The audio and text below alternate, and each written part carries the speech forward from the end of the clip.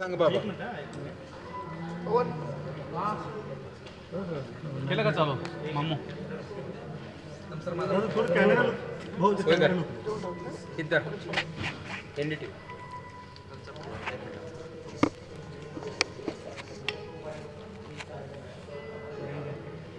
झालं का भाई? तुझं इतकं ढिलं काम कसं चालायचं?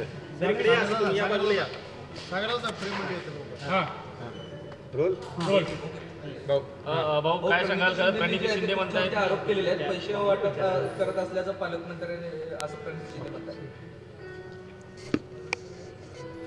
आम्ही पैसे वाटप केले. प्रणितीताई आल्यात सोलापूरमध्ये.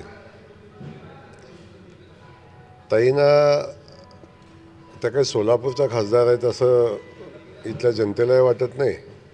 आणि अख्खी निवडणूक झाली, ताईंचा कुठेही पत्ता नव्हता अख्ख्या निवडणुकीमध्ये.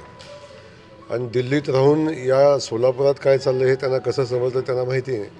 पण सवंग लोकप्रियतेसाठी बोल्ड वक्तव्य करण्याची त्यांची सवय आहे. कधी मोदीजीवर, कधी देवेंद्रजीवर.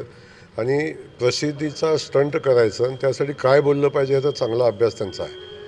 मला वाटतं याच्यापेक्षा थोडासा शहराचा अभ्यास करून काँग्रेस पक्षाचे उमेदवार कुठं आहेत, कोण आहेत याची माहिती घेऊन जर त्यांना निवडणुकीत मदत केली असती तर अशी बाष्प बडबड करण्याची वेळ आली नसती. प्रणितीताईंना ही सवय आहे. आणि प्रणितीताई ह्या सोलापूरच्या खासदार नाही, त्या दिल्लीच्या खासदार आहेत. आणि त्यांचा कार्यक्षेत्र फक्त राहुल गांधींच्या समोर सवंग लोकप्रियतेसाठी मोदीजींच्यावर बोलणं आणि त्यातून काही सिंपती मिळते का पाहणं एवढंच काम त्यांचं आहे. हो, त्यांना असं विचारलं गेलं माध्यमांकडून की तुमच्याकडे त्या संदर्भातले काही पुरावे आहेत का किंवा काही डॉक्युमेंट्स कुठं आहेत का? ते म्हणले की माझ्याकडे अद्याप आलेले नाही आहे, मात्र माझ्याकडे जी माहिती आहे. पण मग अशा पद्धतीने एखाद्या खासदारांनी असं वक्तव्य करणं कितपत योग्य आहे, त्याला काय होतं? ते त्यांच्या वैचारिक संस्कृतीचा भाग आहे, काय बोलावं काय नाही बोलावं. आणि हे आजच नाही आहे. त्यांच्या वैचारिकतेचे दिवाळे अनेक वेळा निघालेले आहेत, अनेकदा अशी वक्तव्य केलेली आहेत. त्यामुळे त्याला काय फार सिरियस घेण्याची आवश्यकता नाही.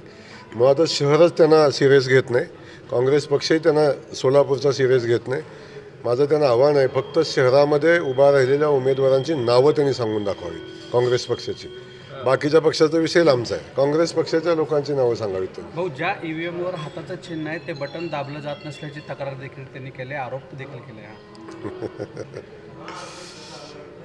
आता काय आहे, त्यांना ही सवय आहे. आणि ती ज्या टीममध्ये त्या राहतात दिल्लीतल्या, त्यामध्ये जनाधार गमावलेल्या लोकांची टीम जी काँग्रेस पक्षामध्ये आहे